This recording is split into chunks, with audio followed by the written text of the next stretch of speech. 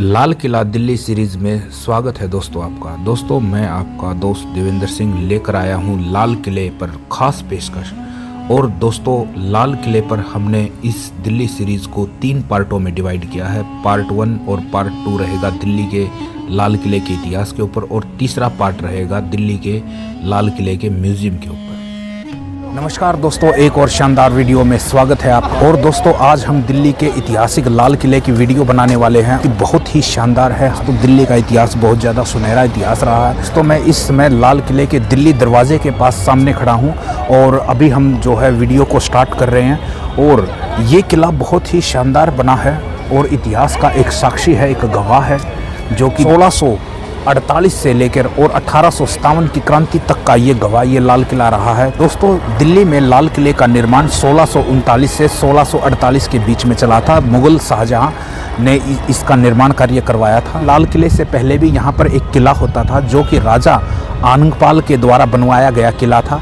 हालांकि उसी किले को और बेहतरीन तरीके से शाहजहां के द्वारा इसका निर्माण कार्य किया गया। 1639 से 1648 के बीच में 9 साल में ये किला बनकर तैयार हुआ था और इसे किला-ए मुबारक कहा जाता था हालांकि पहले। और ये सफ़ेद रंग का बना था। इसके अंदर रेड कलर का समावेश किया गया और लाल कलर इसके अंदर भर दिया गया और उसके बाद इस किले को लाल किले के नाम से जाना जाने लगा। लाल किले के दोस्तों देखिए चारों तरफ कितनी गहरी खाई है। देखिए दोस्तों कितनी गहरी खाई खुदी हुई है। इसका यही कारण था कि दुश्मन और इसमें बहुत ज़्यादा जहरीले मगरमच्छ, घड़ियाल और सांपों को इस लाल किले के इस खाई में छोड़ दिया जाता था और इसके अंदर यमुना से पानी भर दिया जाता था। क्योंकि लाल किले की जो ऊंचाई है दीवार की वो भी बहुत ज़्यादा है और वहाँ पर जो आले हैं जो अभी आपको मैं दिखा रहा हूँ, वहाँ पर तोप, बंदूकें और तीर से वहाँ पर से जो सैनिक पोजीशन लेकर खड़े होते थे और वहाँ से आक्रमण किया जाता था। तो इस किले को जीतना बहुत ज़्यादा अपने आप में एक ये लगा लो कि इम्पॉसिबल था, लेकिन फिर भी इसको लाल किले को महाराजा जवाहर सिंह के द्वारा भी जीता गया। महाराजा जवाहर सिंह ने इसको सबसे पहले जीता था। उसको बादशाह शाहजहां को भवन निर्माण करता कहा गया है। उसने अपने जीवन में ताजमहल से लेकर लाल किला तक बनवाए और जामा मस्जिद का भी निर्माण करवाया।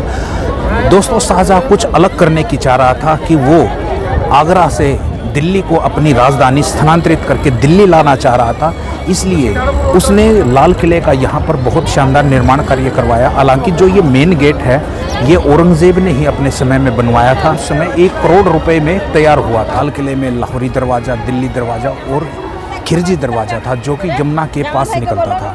लाहौरी दरवाज़ा इसलिए था क्योंकि शाहजहां को लाहौर से विशेष प्रेम था और ये पाकिस्तान लाहौर की तरफ ही इस दरवाजे का मुख है, इसलिए दोस्तों इसे लाहौरी दरवाज़ा कहा जाता है। तो लाहौरी दरवाजे से ही आज हम दिल्ली के लाल किले के अंदर एंटर कर रहे हैं। ये देखिए दोस्तों दिल्ली का लाहौरी गेट लाल बलुआ पत्थर से बनाया तोहफे यहाँ पर रखी गई हैं लाहौरी गेट पर ही।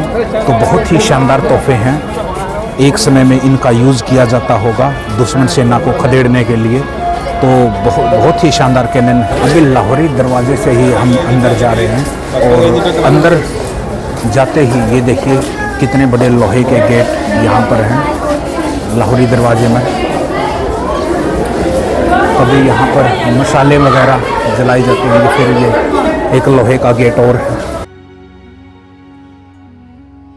लाहौरी गेट पर एंट्री करने के बाद एक सीढ़ियाँ इधर जा रही हैं। ये वही सीढ़ियाँ हैं, इधर से जाके प्रधानमंत्री यहाँ पर तिरंगा फहराते हैं। यहाँ पर हम नहीं जा सकते। और जो अंदर का जो व्यू है ये देखिए तिरंगा कितना ही शानदार, जो इसका अंदर करते ही जो इसका तोरण है, जो गेट है वो बनाया गया है।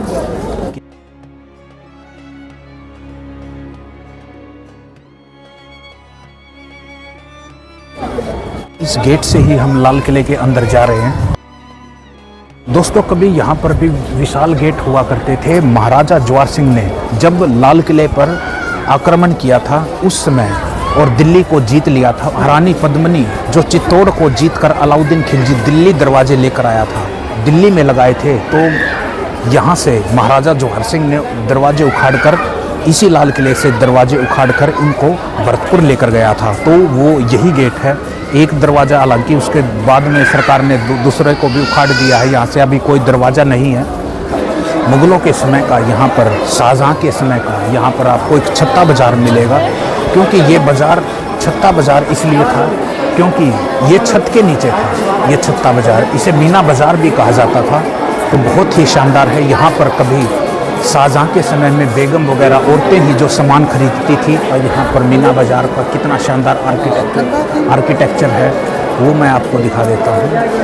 और यहाँ पर कितना ही शानदार उस समय का जो मीना बाज़ार है आज भी लगाया जाता है।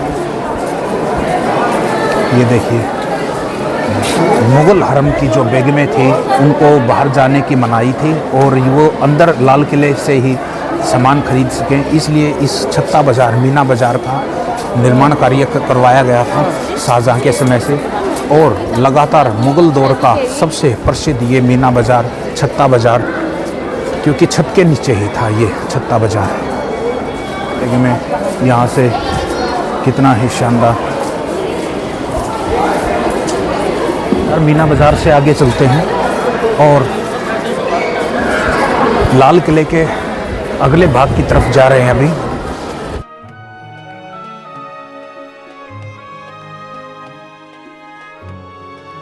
आज के समय में ये एक नई सी बिल्डिंग बनाई गई है लाल किले के अंदर। यहाँ पर मुग़लों की एक वेशभूषा में तैनात और मुग़ल बादशाह कैसे दिखते होंगे, एक मुग़ल बादशाह की यहाँ पर पोशाक, तलवार, सब सुसज्जित। एक यहाँ पर एक बहुत ही सज्जन पुरुष यहाँ पर हमें देखने को मिले, उनसे मुलाकात हुई, तो बहुत ही अच्छा है सर। मुग़लों की जो एक वेशभूषा, एक पोशाक को आप यहाँ पर पहने हुए हो और उस समय का जो आप उदाहरण पेश कर रहे हैं, बहुत ही शानदार।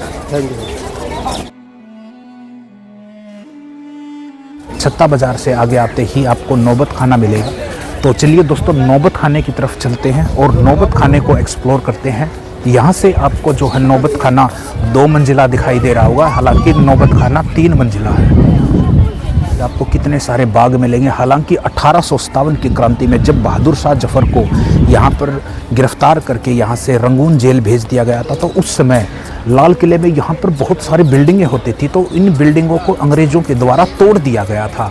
यहाँ पर बहुत सारे बैरक होते थे और बहुत सारे रहने के लिए, सैनिकों के लिए बिल्डिंगें होती थी। और तो कुछ प्रमुख ही बिल्डिंगें आज के दिन हमें देखने को मिलती हैं, वरना यहाँ पर बाग है।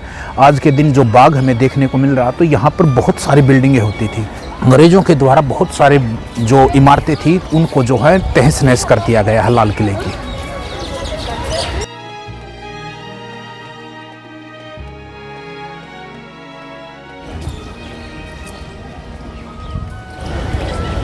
के अंदर नौबत खाने के अंदर हैं, और नौबत खाना ही वो दिल्ली में लाल किले के अंदर एंट्री करते ही वो पॉइंट है जहाँ से ढोल नगाड़े बजाकर इसके लिए नौबत खाने का यूज़ किया जाता था। देखिए मेरे सामने नौबत खाने से आगे दीवाने आम है, तो दीवाने आम तक जब बादशाह बैठता था तो नौबत खाने में ढोल नगाड़े बजाकर वहाँ पर सूचित किया जाता था कि बादशाह वहाँ पर अभी कौन आ रहा है, कोई राजा आ रहा है, कोई विदेशी आ रहा है, तो उस राजा को सूचित किया जाता था ढोल नगाड़े बजाकर, और ये गूंजता था।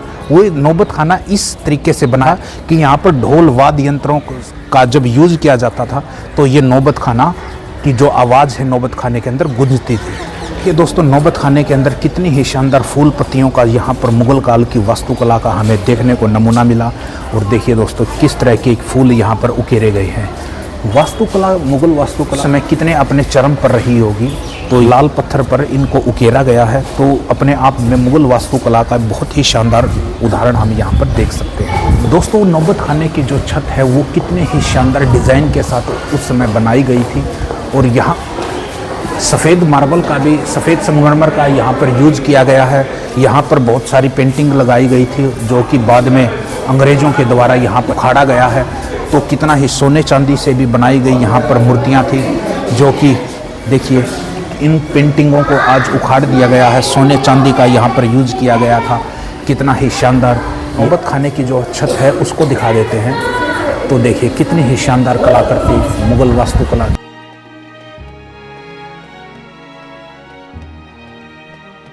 पर का जो व्यू है हम आपको दिखा रहे हैं, कितना ही शानदार। यहाँ रहने के लिए कक्ष भी थे।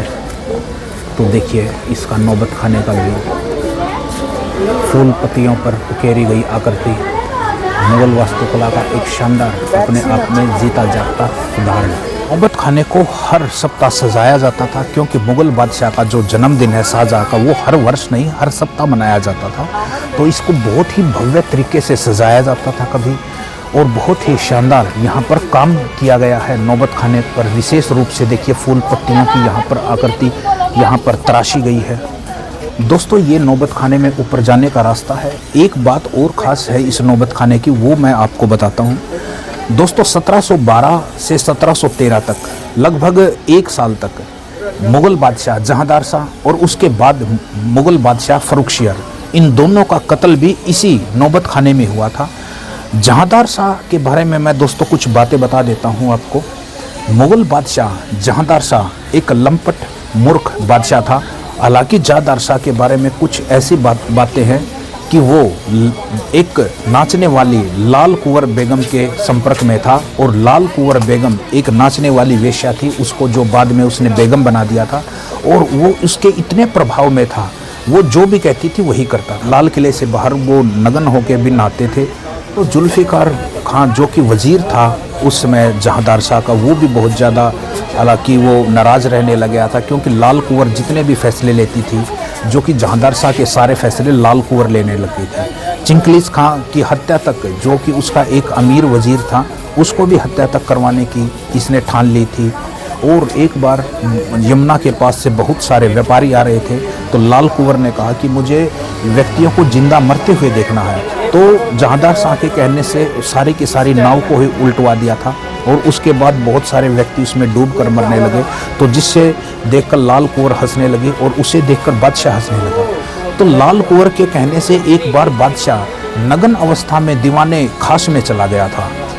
तो इतना प्रभाव था जहांदार शाह के ऊपर लाल कुंवर बेगम का, तो उस बादशाह को यहाँ पर फ़र्रुखशियर ने मरवाया, और बाद सैयद भाइयों ने फ़र्रुखशियर का कत्ल इसी नौबत खाने में करवाया। तो 2 मुग़ल बादशाहों का कत्ल का गवाही देने वाला ये एक नौबत खाना आज हमने आपको दिखाया। ये इतना ही शानदार यहाँ से नज़ारा है लाल किले का, चारों तरफ का एक बार व्यू दिखा रहे हैं आपको।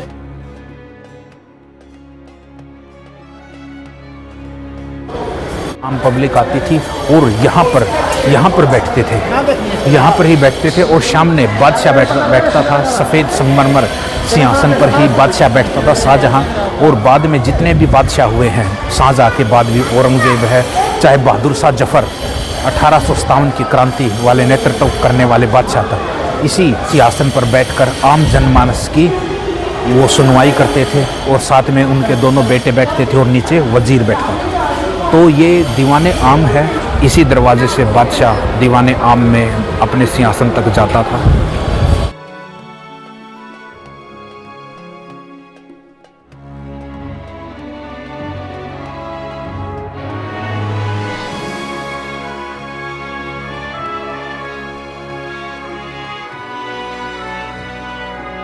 एक भाग में लाल किले को पूरा करना पॉसिबल नहीं है, तो इसलिए दोस्तों इसको हम 2 पार्टों में डिवाइड करेंगे, और मिलते हैं दोस्तों जल्दी।